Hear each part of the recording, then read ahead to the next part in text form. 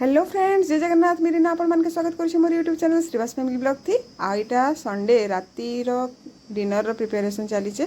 मी बनाऊछे रोटी रोटी आउ हेबा संडे रो स्पेशल काना स्पेशल की चिकन तरकारी करबी मी। तो यहाँ मुझे पहला रोटी के फटाफट बन पकासी।